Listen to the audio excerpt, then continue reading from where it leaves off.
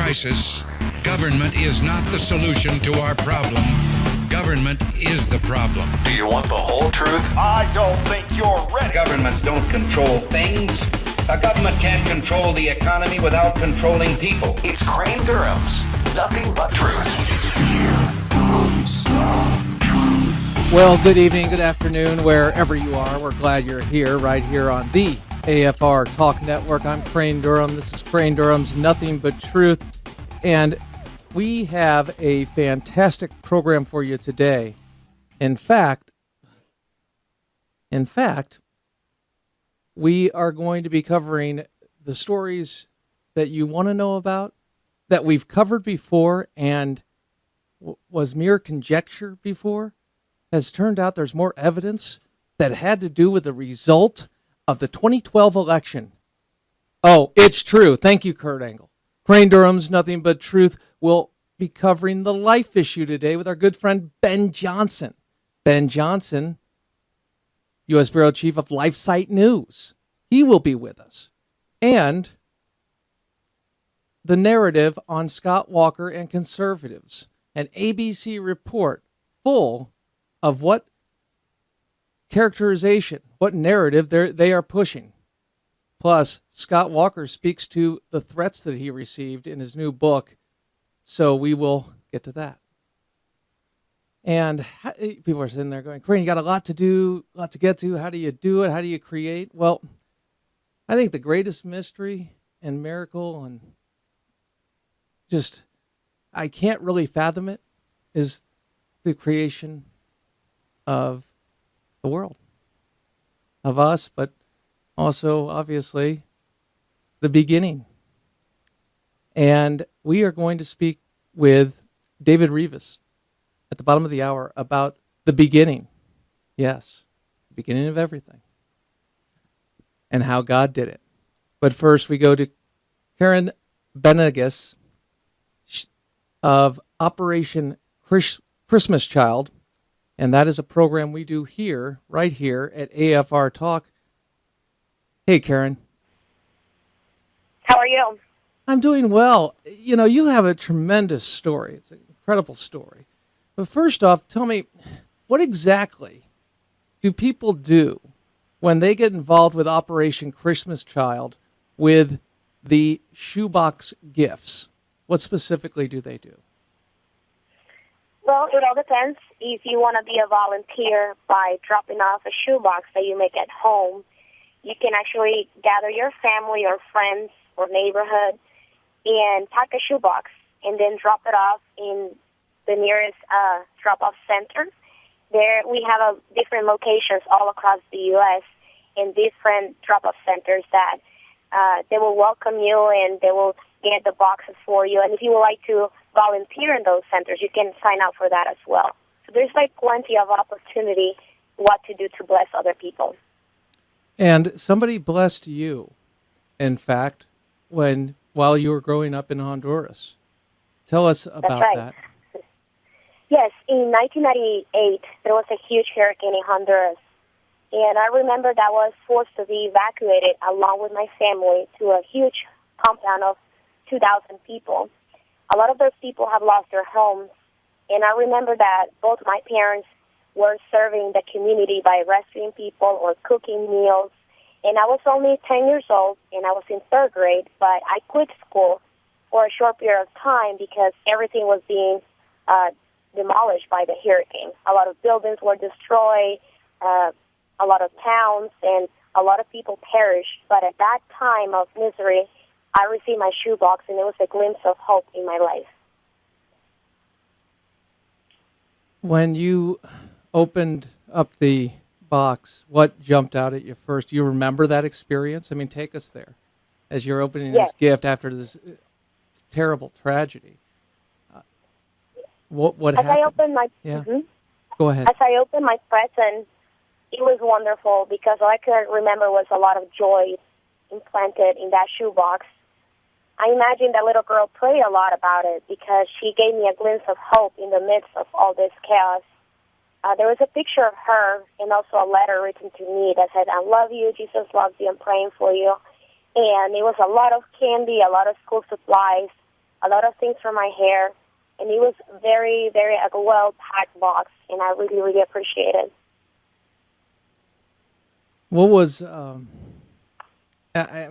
just trying to bring people into your experience because so many of us are blessed with the fact that we're not recovering from a natural disaster.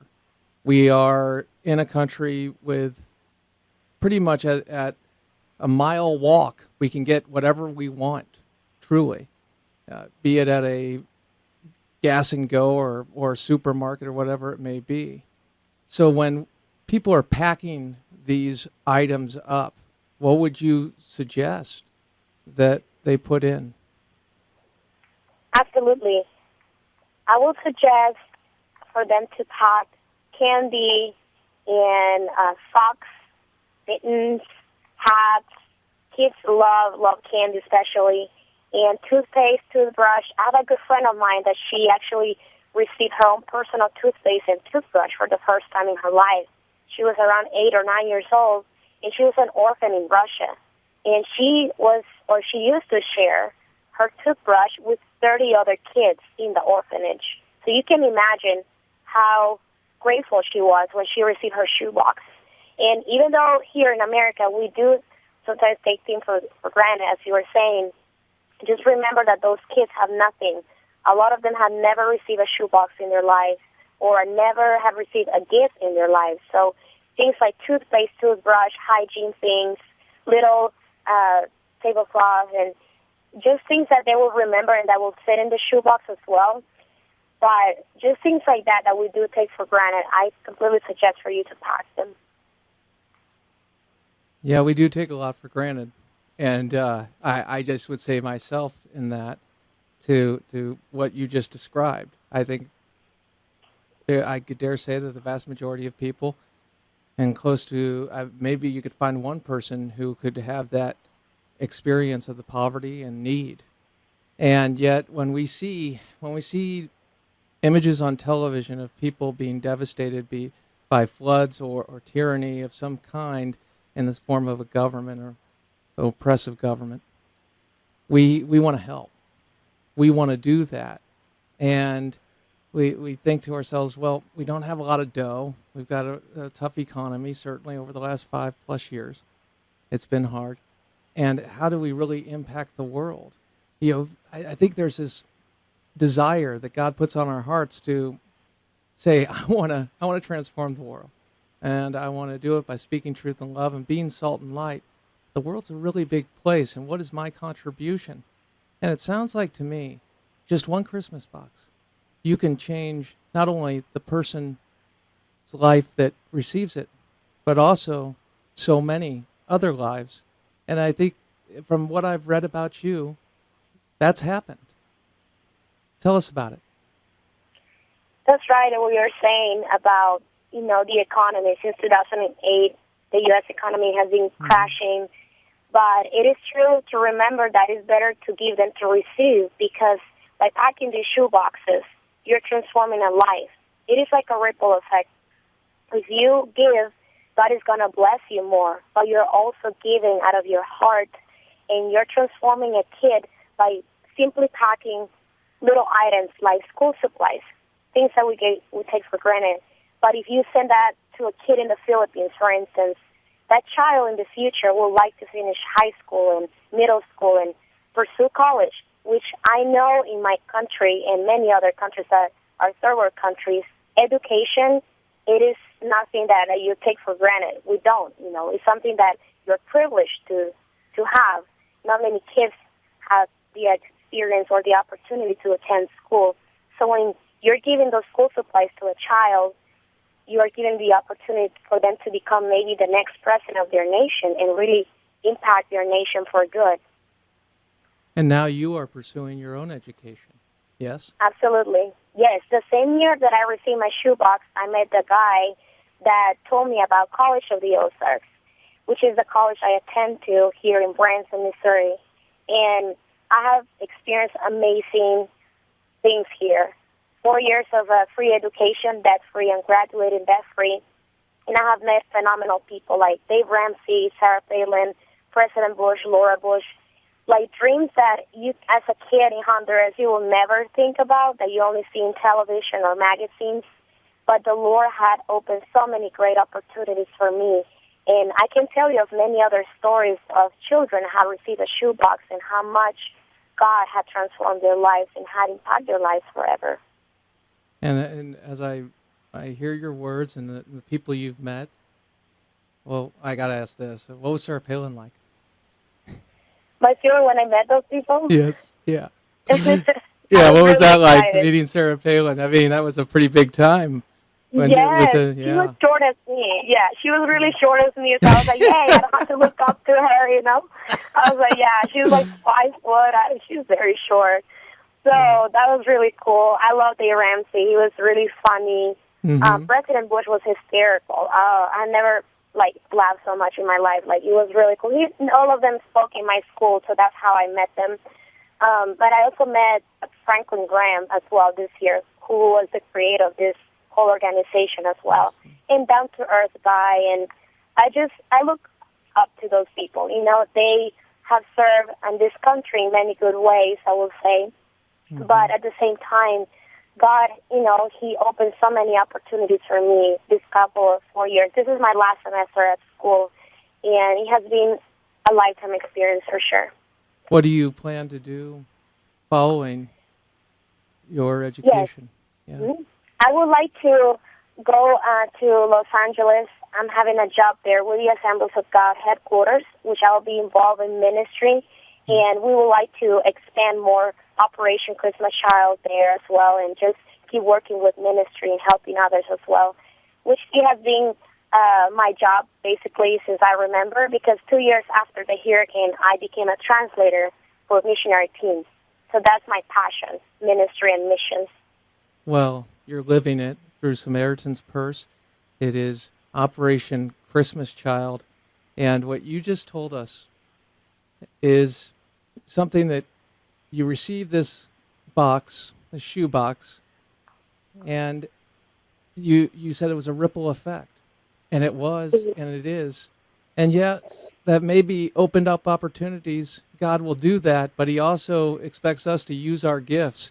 He may give us the bicycle, but we've got to ride it. And my heavens, look how far you've gone and where you're going, and all the lives that God has used you to touch others and bring Him to them. And so it is just remarkable. I can't say this enough. I always enjoy these interviews because, Karen, it probably sounds like I'm stuck on pause here, but I got to tell you, I'm listening to what you have to say, and I'm seeing all this, and it hits me like a flood. The idea of the hardships and just how one little piece of one shoebox can change a life and other lives, and it's extraordinary. It's an extraordinary program. Operation Christmas Child. Do you have a website that people can go to right now? Yes, they can go to SamaritansPurse.org, and then they can click where it says Operation Christmas Child. This is actually our National Collection Week from November 18th to the 25th. We're collecting shoe boxes, and we're actually celebrating still this year our 20th anniversary, and we had accomplished, by the glory of God, 100 million shoe boxes. Wow! That's awesome! That is awesome! It's really cool.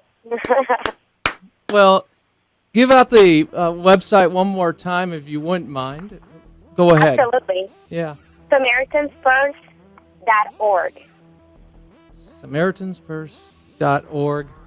Karen Benegas, this has been an honor for me. Thank you for taking the time. People can learn about what they should put in. They can go to the website. They also heard you of what they need, and 100 million. You can make a difference, and we've got to do it this week, right? We got to get it done. Yes. Call to action. Absolutely. All right, Call to Karen. action. That's right. Karen, thank you so much. Pleasure. Thank you. God You bless take care. you. Thank you so much. Bless you. Thank you. It is always one of my favorite interviews of the year to speak about Operation Christmas Child. On the flip side, we got a lot of Mo. Brain Durham's Nothing But Truth, probably on AFR Talk.